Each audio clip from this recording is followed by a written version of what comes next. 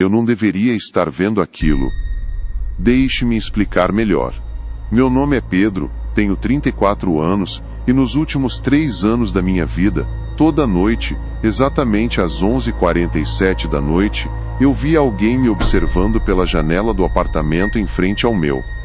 O problema? Eu não tenho janela. Parece loucura, eu sei. Acredite, passei meses tentando me convencer disso. Procurei psiquiatras, fiz exames neurológicos, cheguei a passar 2 semanas internado em uma clínica particular onde me entupiam de remédios, que deixavam meu cérebro como algodão molhado. Mas quando voltei para casa na primeira noite, lá estava ela novamente. A figura. O olhar. Sempre às 11h47 da noite. Meu apartamento fica no 5º andar de um prédio antigo na Rua das Acácias, número 847. É um estúdio minúsculo, com uma única parede externa. E essa parede é completamente cega. Tijolo maciço, reboco, pintura bege descascada. Nenhuma abertura. Nem janela, nem fresta, nem buraco. Quando aluguei o lugar, 3 anos atrás, foi justamente por isso. Eu queria silêncio. Isolamento. Um refúgio longe dos olhares do mundo. Acabei descobrindo que existem coisas muito piores do que ser observado pelo mundo. Tudo começou na primeira noite que passei ali. Estava organizando meus poucos pertences. Algumas caixas de livros, roupas, meu computador velho, quando senti. Não foi um som. Foi uma presença. Sabe aquela sensação primitiva que te faz virar a cabeça mesmo sem motivo aparente? Como se cada célula do seu corpo soubesse que está sendo vigiada. Virei-me para a parede cega. E vi. Era impossível, claro, mas estava ali, uma janela, não na minha parede, através dela. Como se minha parede fosse feita de névoa, e do outro lado houvesse um apartamento idêntico ao meu, mas invertido. E na janela daquele apartamento impossível, uma figura humana me observava. Não conseguia distinguir características. Era como olhar para alguém através de água turva. Uma silhueta escura, imóvel, com algo brilhante onde deveria estar o rosto. Olhos? Não sei. Mas eu senti o olhar. Pesado, penetrante, faminto. Pisquei forte, sacudi a cabeça. Quando abri os olhos novamente, havia apenas a parede bege descascada, nada mais. Cansaço, pensei. Estresse da mudança. Mas na noite seguinte, às 11h47 da noite exatamente, aconteceu de novo. E na outra. E na outra. Sempre no mesmo horário. Sempre a mesma figura, sempre me observando. Nos primeiros meses, lutei contra aquilo. Tentei não estar no apartamento às 11h47 da noite. Saía para caminhar, ia a bares, visitava uma amiga que morava do outro lado da cidade. Mas não importava onde eu estivesse, quando o relógio marcava 11h47 da noite, eu sabia. Sentia uma pontada aguda na nuca, como se alguém tivesse enfiado uma agulha de gelo na base do meu crânio. E quando voltava para casa, não importava a hora, eu encontrava sinais. Pequenas coisas. Um livro que eu tinha certeza de ter deixado na prateleira, estava sobre a mesa. A cadeira da cozinha, virada para a parede cega. Uma vez, encontrei a marca de uma mão na parede, 5 dedos longos, desenhados na poeira que eu nunca deixava acumular. Comecei a documentar tudo. Comprei uma câmera velha e a posicionei apontando para a parede. Configurei-a para gravar sempre às 11h45 da noite. Mas quando revisava as gravações, via apenas a parede vazia, estática ocasional, nada mais. Exceto por uma coisa. No áudio. Aos 11h47 da noite de cada gravação, havia um som, baixo, quase imperceptível. Tive que amplificar o arquivo no computador para ter certeza. Era uma respiração, lenta, profunda, e ela não vinha da minha direção. vinha de dentro da parede. Foi quando procurei ajuda profissional pela primeira vez. Dr. Henrique Medeiros, psiquiatra com consultório no centro. Um homem de uns 60 anos, grisalho, com aquele ar de quem já tinha visto de tudo. Contei-lhe tudo, mostrei as gravações, os registros que eu mantinha em um caderno. Ele me ouviu com paciência. Então prescreveu antipsicóticos. Alucinações hipnagógicas, disse ele, usando aquele tom reconfortante que os médicos usam quando acham que você é louco, mas não querem dizer isso abertamente. É mais comum do que imagina. Estresse, privação de sono, isolamento social, tudo isso pode criar percepções que parecem absolutamente reais.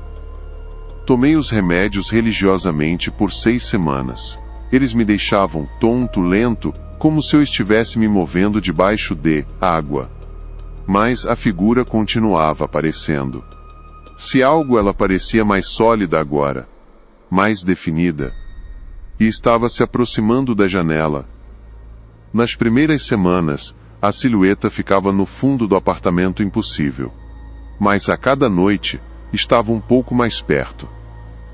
Até que, na 42ª noite, ela estava pressionada contra o vidro da janela que não existia, as mãos espalmadas na superfície, o rosto, se é que aquilo era um rosto, quase tocando o vidro. Parei de tomar os remédios. Voltei ao Dr. Medeiros. Ele sugeriu internação. Foi na clínica que conheci Augusto. Ele estava internado há mais tempo que eu, ocupava o quarto ao lado do meu. Um homem magro, de uns 40 e poucos anos, com olhos fundos e mãos que nunca paravam de tremer. Nos primeiros dias, evitei conversa. Eu não queria me tornar amigo de ninguém ali. Queria apenas provar que era são e sair daquele lugar. Mas Augusto tinha uma maneira de aparecer exatamente quando você mais precisava de alguém para ouvir. Foi durante uma sessão de terapia em grupo que ele se manifestou. Estávamos todos sentados em círculo, 10 pacientes, 2 enfermeiros, a terapeuta, quando ela pediu que cada um compartilhasse um medo irracional. Quando chegou minha vez, permaneci em silêncio. Augusto se inclinou para frente. Você vê coisas que não deveriam estar lá, não é? Gelei. Coisas que ninguém mais vê, ele continuou, sua voz baixa mas perfeitamente audível na sala silenciosa. Mas você sabe que elas são reais. Pode sentir, pode ouvi-las, às vezes, pode até cheirá-las. A terapeuta interveio tentando redirecionar a conversa, mas Augusto me encarava com uma intensidade que fazia minha pele arrepiar. Naquela noite ele bateu na porta do meu quarto. Posso entrar? Eu deveria ter dito não, deveria ter chamado um enfermeiro. Mas havia algo em seus olhos. Não loucura, mas reconhecimento. Como se ele visse o mesmo terror que eu via refletido no espelho todas as manhãs. Você mora na Rua das Acácias, ele disse. Não era uma pergunta. Como você sabe? Porque eu morava lá também. Prédio 847, apartamento 512.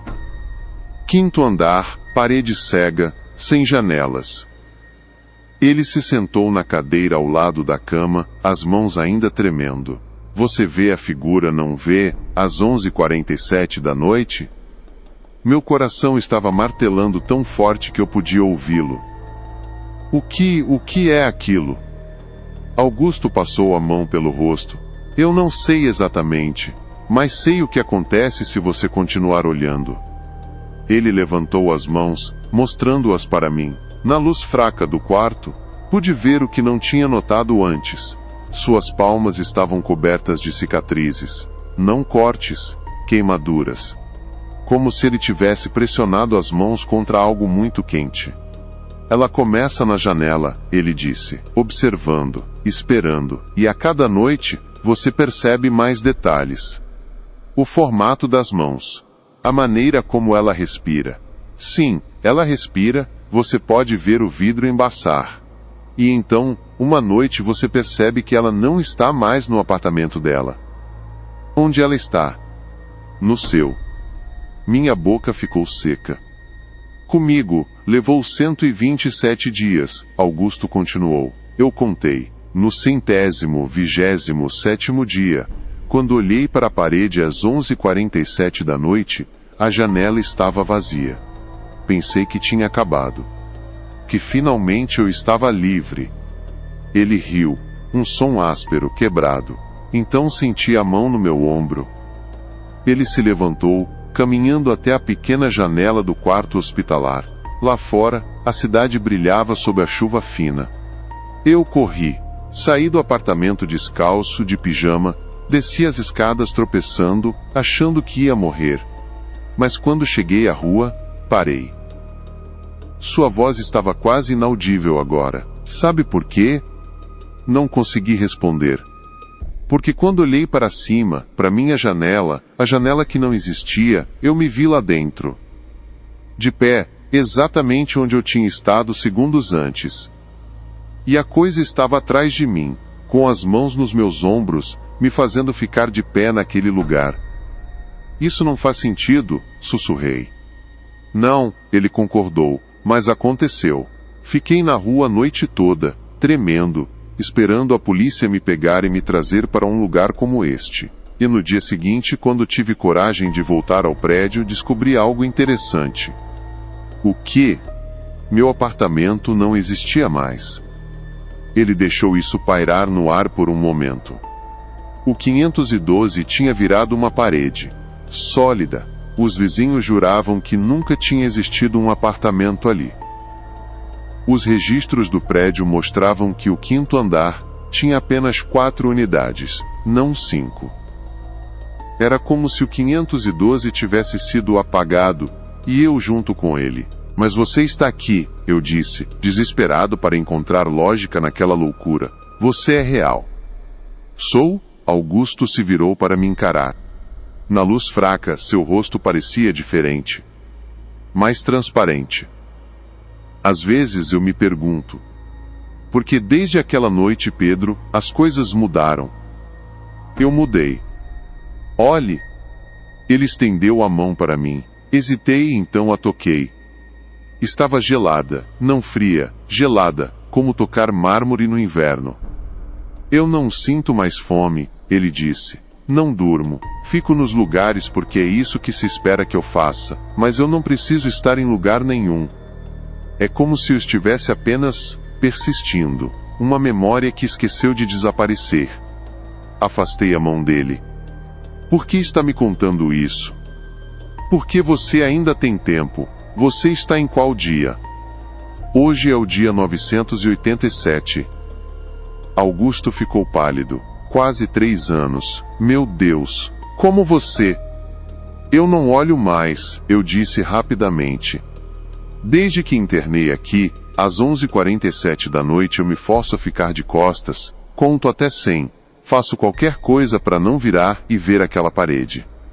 Não importa, Augusto disse, e havia piedade em sua voz. Você acha que ela precisa que você olhe? Ela só precisa que você saiba. E você sabe, Pedro. Pode sentir ela agora mesmo, não pode? Mesmo aqui, mesmo longe do apartamento, você sabe que ela está lá, esperando. Ele estava certo, eu podia sentir. Como uma corda amarrada ao meu peito, puxando-me sempre na mesma direção. O que eu faço? Minha voz saiu como um sussurro. Você tem 2 escolhas, Augusto disse.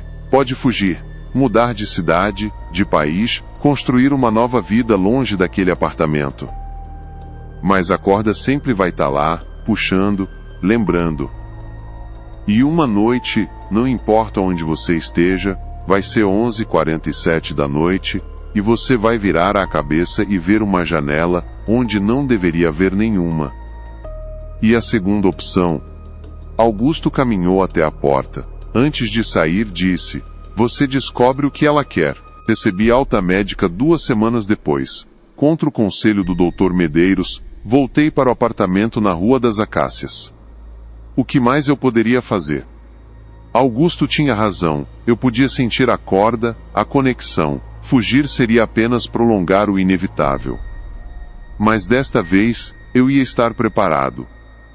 Passei os dias pesquisando. A internet é um lugar estranho quando você começa a procurar por fenômenos inexplicáveis. A maior parte é lixo. Teorias da conspiração, histórias mal contadas, charlatões vendendo proteção espiritual. Mas no fundo de fóruns obscuros, em PDFs antigos escaneados, encontrei padrões. Paredes que não deveriam ter janelas. Figuras que observavam. Sempre às 11h47 da noite. Não eram muitos relatos, talvez uma dúzia no total, espalhados por diferentes países e décadas. Mas todos compartilhavam elementos em comum: o apartamento isolado, a parede cega, a figura observadora. E todos terminavam da mesma maneira. A pessoa desaparecia. Não fisicamente, na maioria das vezes. Elas continuavam existindo, tecnicamente. Mas mudavam, tornavam-se distantes, frias, como Augusto. E, eventualmente, paravam de importar. Até seus próprios registros começavam a falhar. Documentos desapareciam, fotografias apagavam seus rostos, pessoas esqueciam seus nomes. Era como ser lentamente removido da realidade. Encontrei um relato particularmente detalhado de uma mulher em Praga, 1987. Ela tinha documentado seu encontro com a figura em um diário, que foi descoberto após seu desaparecimento. Nas últimas entradas ela escreveu algo que fez meu sangue gelar. Finalmente entendi, não é que ela me observe, é que ela me espelha. Cada noite, a figura fica mais parecida comigo. As mãos são minhas mãos. A postura é minha postura. Acho que quando ela terminar, quando a cópia estiver completa, não haverá mais espaço para mim neste mundo, só para ela. Essa noite, preparei o apartamento. Desenhei símbolos de proteção que encontrei em textos antigos. Não acreditava necessariamente neles, mas não custa tentar. Posicionei espelhos estrategicamente. Deixei todas as luzes acesas. E às 11h40 da noite, sentei-me de frente para a parede cega, com um caderno no colo e uma caneta na mão. Se eu ia descobrir o que ela queria, precisava parar de fugir. Os 7 minutos se arrastaram como horas. 11h41 da noite, 11h42 da noite, 11h43 da noite. Podia sentir minha pulsação na garganta. As luzes começaram a vacilar, mesmo sem motivo aparente. A temperatura caiu. Conseguia ver minha respiração. 11h44 da noite, 11h45 da noite, 11h46 da noite. E então, 11h47 da noite. A parede se dissolveu. Não foi gradual. Um segundo era sólida, no seguinte era uma janela aberta para outro mundo. O apartamento do outro lado era exatamente como o meu, mesma disposição, mesmos móveis, até os mesmos espelhos que eu tinha posicionado. Mas tudo era uma versão invertida, como um reflexo. E lá, de pé no centro da sala espelhada, estava a figura. Só que desta vez, pude vê-la claramente. Era eu. Não uma aproximação, não uma silhueta vaga. Era eu, com cada detalhe perfeito, a mesma roupa que eu vestia naquele momento, a mesma barba por fazer. A mesma cicatriz sobre a sobrancelha esquerda de quando caí da bicicleta aos 9 anos. Mas havia algo errado, nos olhos. Eles eram meus olhos, mas vazios. Como janelas para um quarto escuro. Pedro, ele disse, e era minha voz. Finalmente você parou de correr. Minha mão apertou a caneta tão forte, que meus nós dos dedos ficaram brancos. O que você quer? Ele, ou eu, ou aquilo, sorriu. Eu quero viver. Você não está vivo. Não, mas você está. Ele caminhou até a janela impossível, colocando as palmas contra o vidro. Você tem algo que eu preciso. Algo que me foi negado quando fui criado. Criado? Criado por quem? Pela solidão, ele disse simplesmente. pelo desejo desesperado de conexão, pelo medo de estar sozinho. Você não sabia, mas na noite em que se mudou para este apartamento, você estava tão desesperadamente solitário que criou algo. Um reflexo. Uma necessidade tão intensa que rasgou um buraco na realidade e me trouxe à existência. Isso é loucura. É. E mesmo assim, é verdade. Ele pressionou o rosto contra o vidro, distorcendo-o levemente. Eu sou o que você temia se tornar. Completamente sozinho. Completamente isolado. Trancado em um lugar onde ninguém pode me ver ou me ouvir ou sequer saber que existo. Você me criou, Pedro. E agora, eu quero o que você tem. Não vou deixar você me substituir.